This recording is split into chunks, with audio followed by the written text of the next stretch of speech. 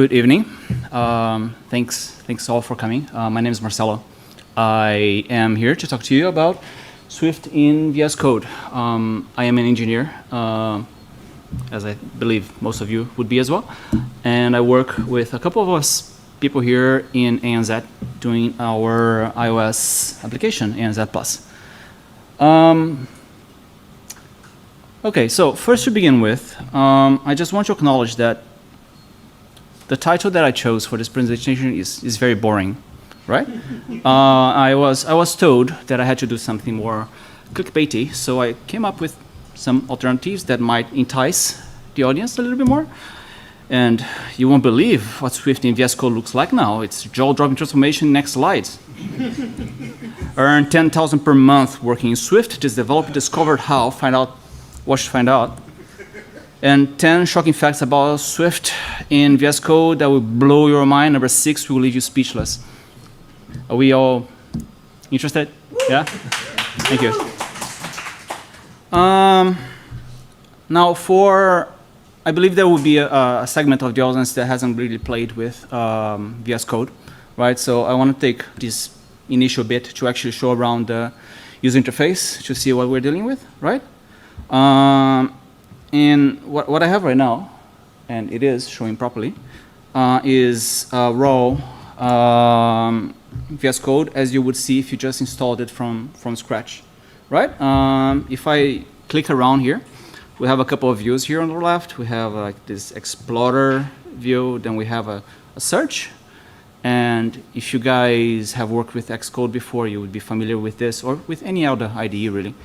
We have a source control bit, self-explanatory, running and debugging. We have extensions, which we're going to talk about more in the future. But something that we are going to see here that we don't see in Xcode, but we see in some other really good IDEs, is that we have something that's called the command palette, which if I do press Command, Shift, and P, it gives me every single command that I can give in VS Code. Yeah? And to start with, I'm going to start by creating a file, which would be new file. Okay, I'm just going to use text file between, and my new file is here. I'm going to go ahead and do standard shell script initializer. That would be US. Yeah, US. Was that it? No. Yep. So, oh, sorry. There you go. Right? And I just want to call your attention that I haven't saved this file, and it's already recognized it as a shell script, as you can see here on the bottom, right? Further to that, I want to call your attention to what we have as settings.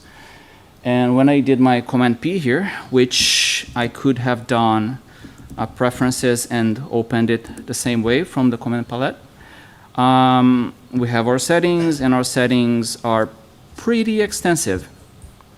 And to show off some of the things we can do for customizing our VS Code, I'm gonna change some stuff here. I'm gonna use a font 16 here, and we'll see that our font is bigger. I think that's big enough for our purposes. A bit bigger? Of course. Okay. Can I entice you with the 20? Sounds good. Yep. Okay, a 20 is a good. Could I entice you as well with a better choice of font? I'm not really a big fan of Menlo. Just for the record, this is not scripted. No, I like Fear Code. It's my presentation. I do it my way. Right? Fear Code. And to add to that, I'm going to show you what is actually recorded and where these settings are read from. And it's all read from a JSON file. So I could be cheeky enough to come in and edit this directly. I could say, for example, that I like to add, I like rulers, right? So I want to add a ruler here, and I'm going to put an 80-point ruler, which would show up if I didn't have a 20-pointer font. which would be 60. Oh, I have to save, sorry. There you go, that's my 60.1. But I don't want it to see in settings. I want to see it, let me change this back to 80.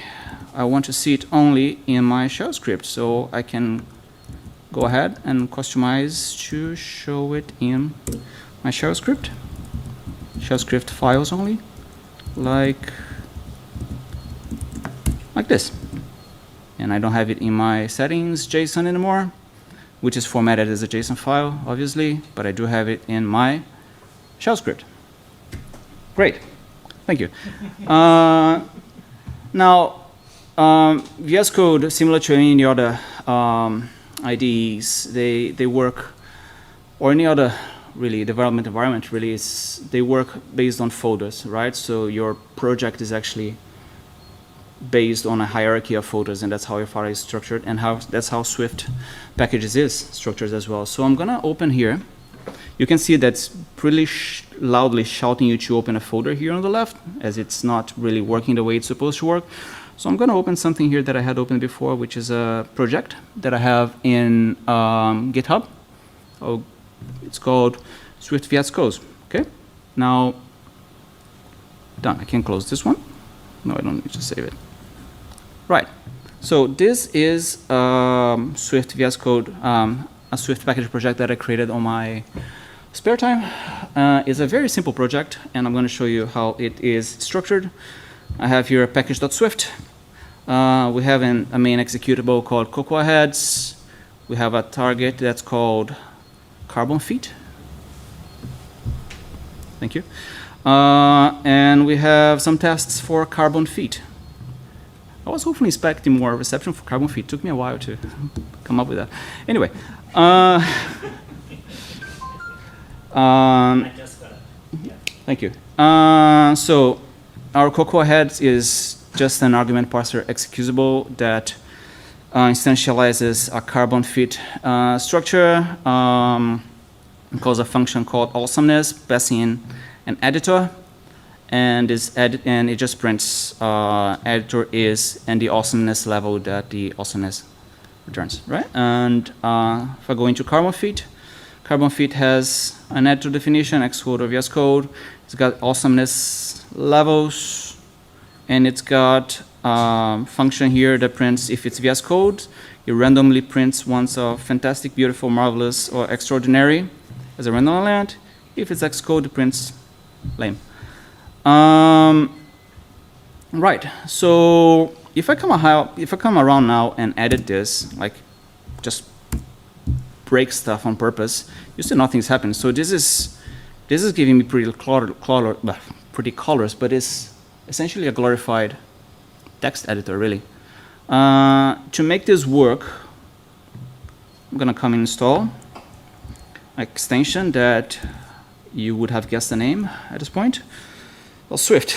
You would want to install the Swift server work grouping extension, and this is the one that came out in the last WWDC.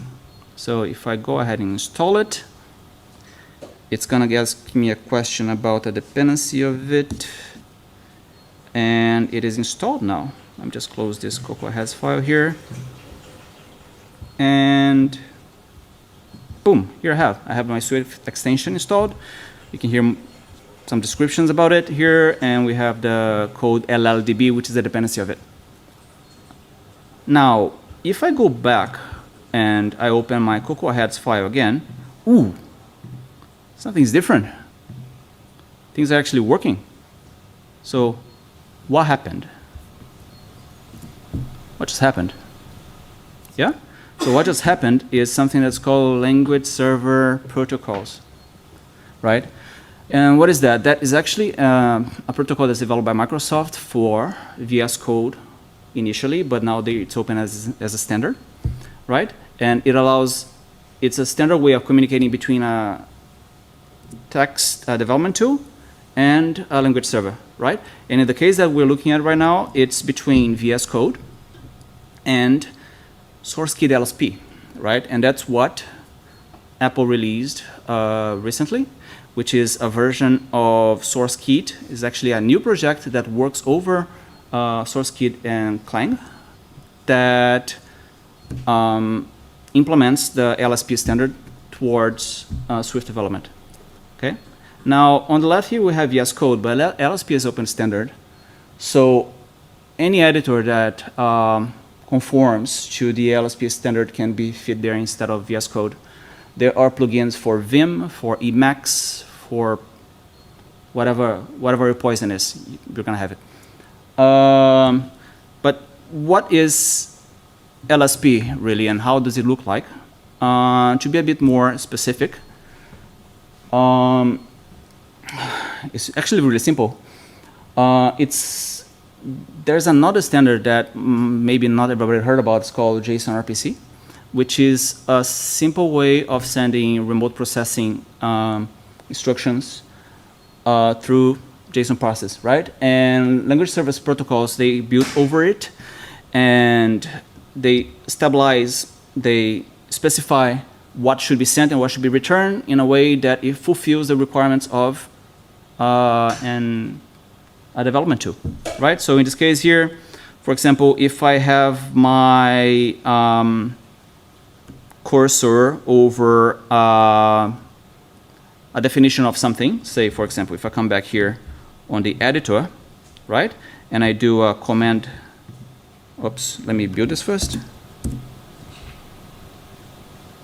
Building. And here's, if the demo gods are supposed to jump somewhere, this is the place that they will be jumping. So there you go. So if I come here and click on editor, VS Code now understands where the editor is. It jumped through it. And what happened was this exact transaction here. VS Code sent this JSON RPC message to SourceKit-LSP, and it returned something with the identifier containing the range of where the jump should go to, right? It's called the method text document definition. It's looking for the definition.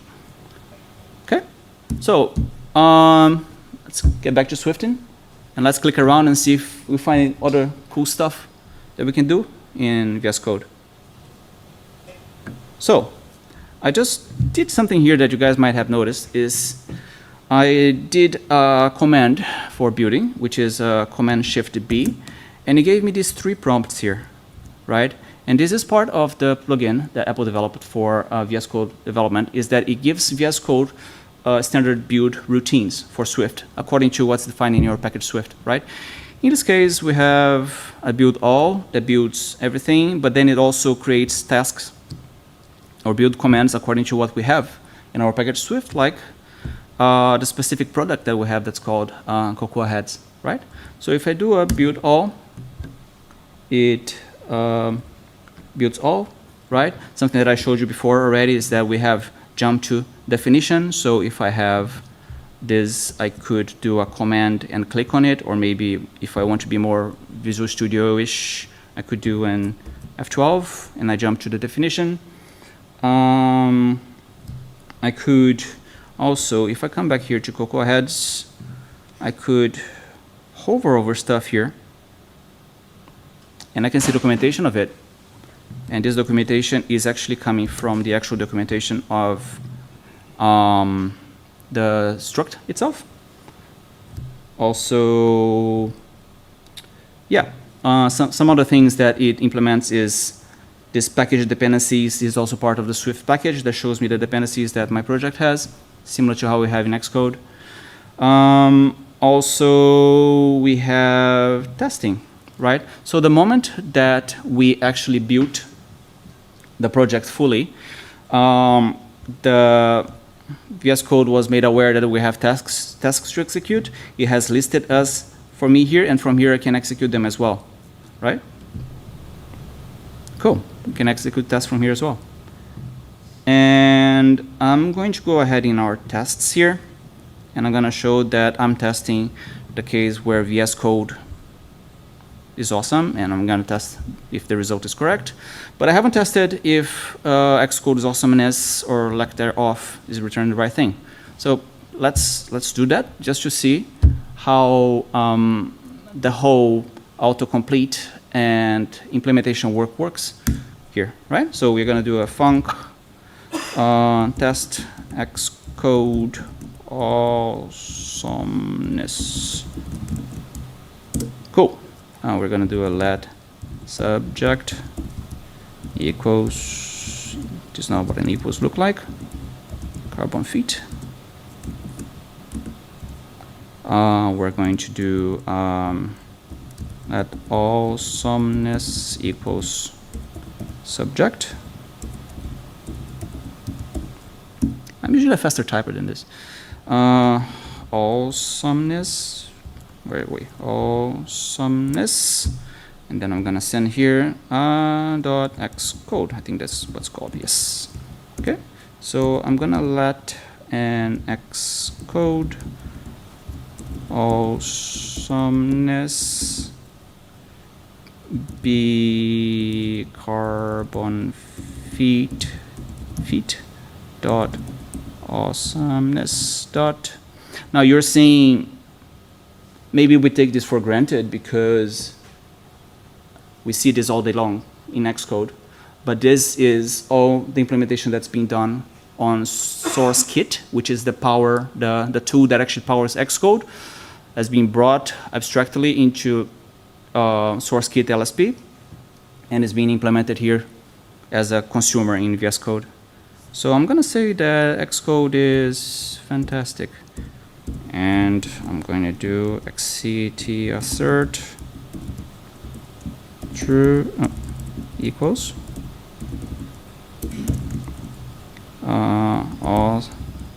awesomeness Xcode awesomeness. Okay, I'm going to build.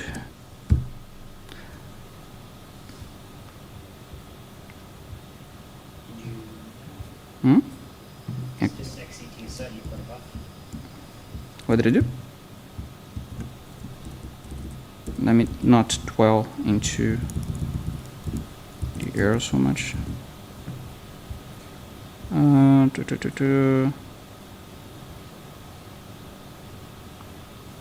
Okay. All right. So let's test this. Thanks for the help, but it solved itself.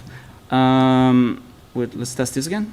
We're gonna play, and no surprises, right?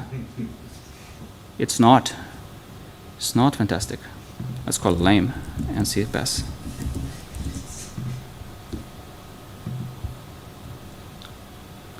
Cool. That's what we do, right? When the test comes wrong, we fix the test.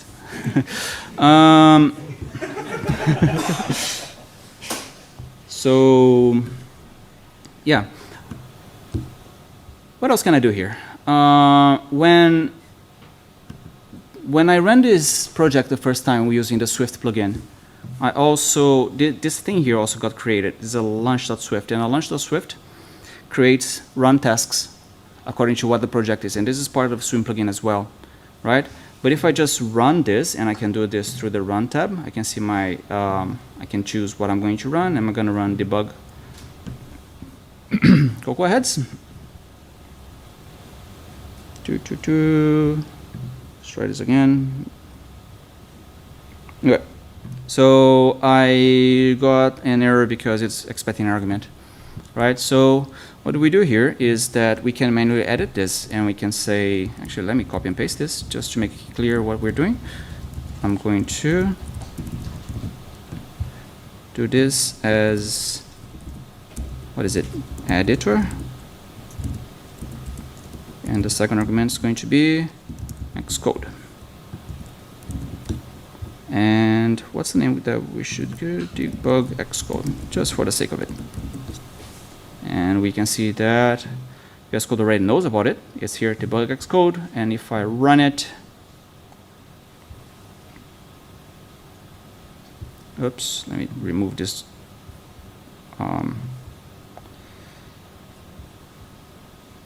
If I run it, here's my result. Xcode is lame. Okay. Oh. It's awesome when you say something that resonates. Now, I kind of spoiled this. The next thing I was going to show you was a bugger. And when I play it, we also have the capability of debugging our software as well. So I can see here if I want to find out why I'm getting lame as a result. I can see here that my awesomeness variable is lame, and I can come from there. Cool. Now, I just feel that I have to go through some. I feel that I'm selling too much, and I just want to make clear, this is not ready for every single scenario yet. It's got some annoyances, right? And this is some of the things that I'm hoping Apple is going to be tackling soonish. Hope somebody's watching.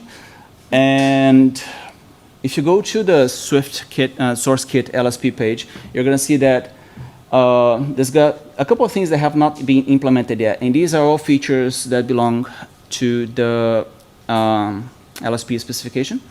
And we cannot do background indexing, meaning that every time you have an error, every time you do a change, for you to be able to actually re-index things and be able to read documentation correctly and jump into definitions correctly, you're going to have to rebuild it, right? And which tends to work well in Swift projects because they are usually more well componentized. It's something we don't get in Xcode, but it's an annoying thing to go through, right?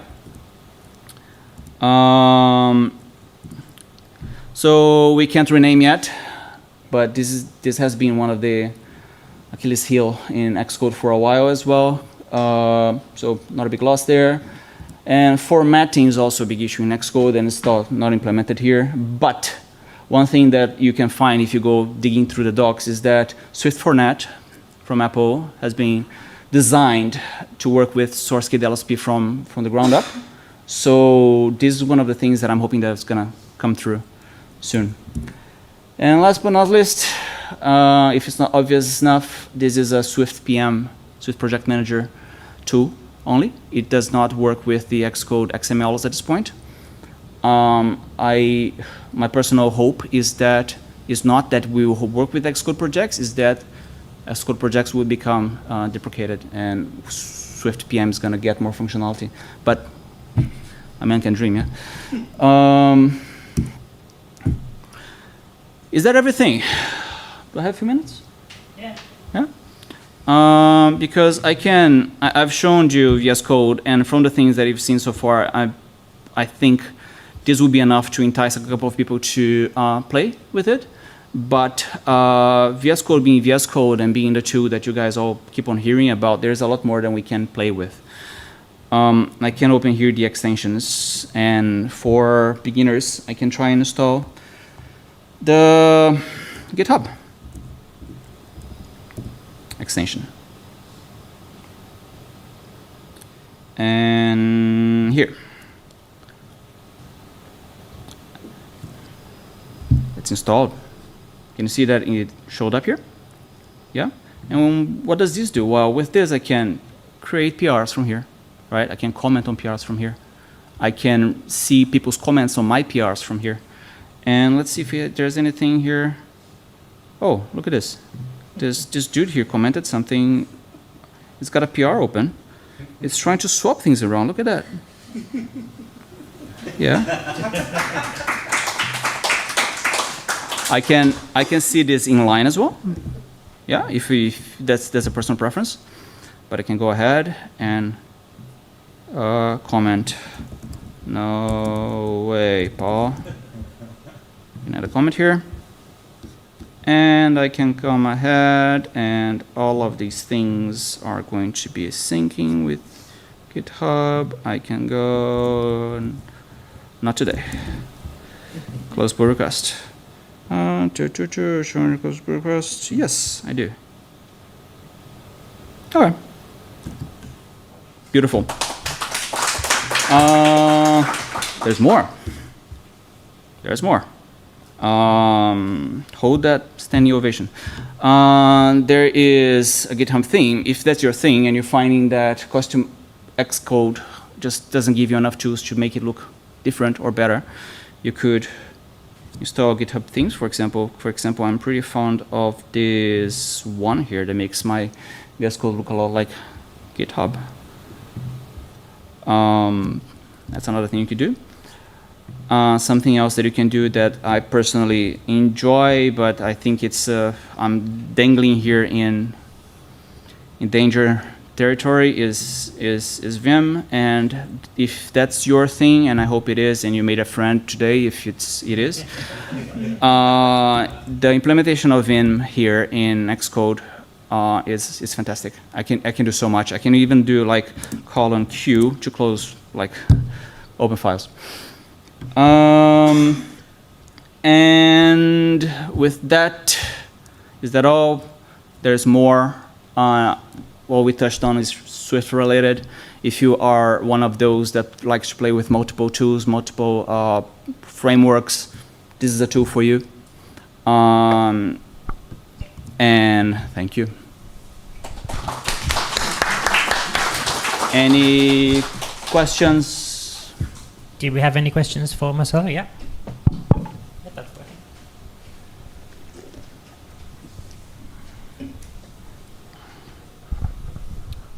Thanks. That was a really great talk. One of the things I like about VS Code is how it's so customizable. I only just started using it probably in my personal life, like in the past week. But one thing I want to sort of do is like I have multiple checkouts of the same repo.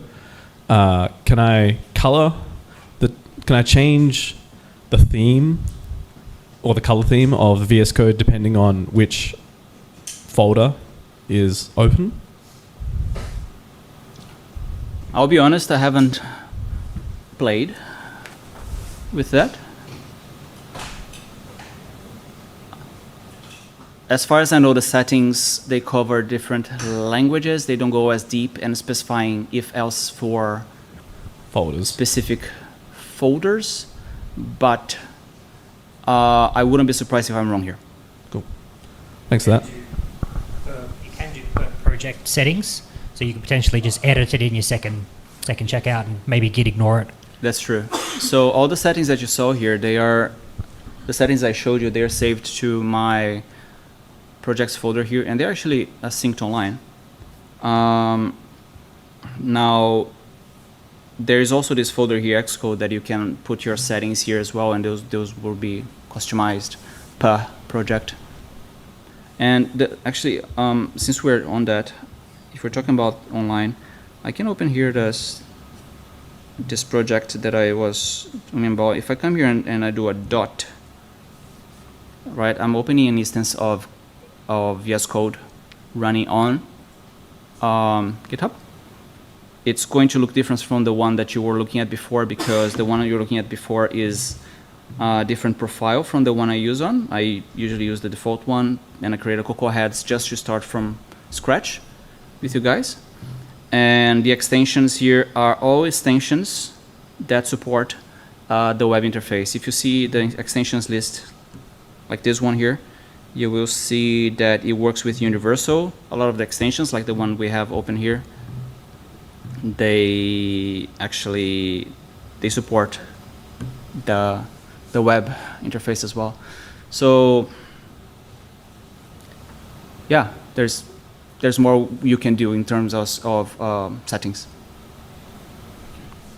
Did anybody else have any other questions? Yeah. I noticed one of the extensions that came up was GitHub Copilot. Have you tried it with Swift and seen how well it works? Which one, sorry? GitHub Copilot? Ooh, that's a good one.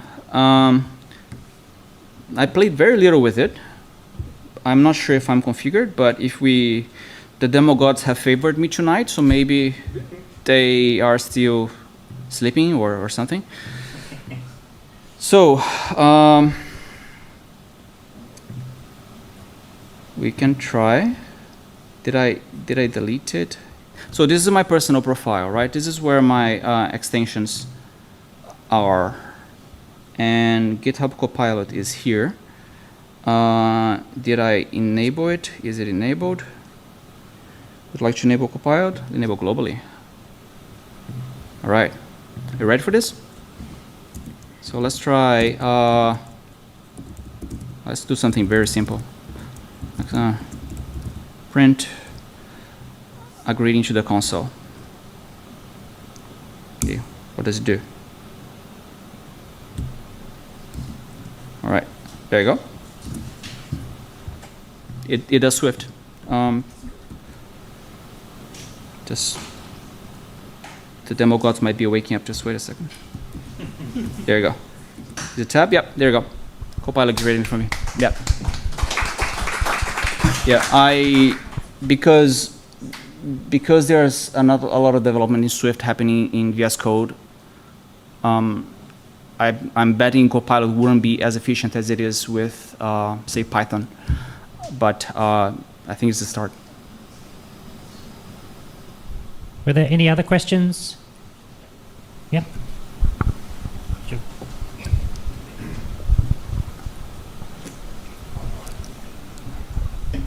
So I'm not a native iOS developer. I'm much more Flutter and Android. I think I missed the explanation. Did you mention that it wouldn't actually work for native Xcode iOS projects? No, unfortunately not. You Android guys have it easy. I was an Android developer for the longest time as well.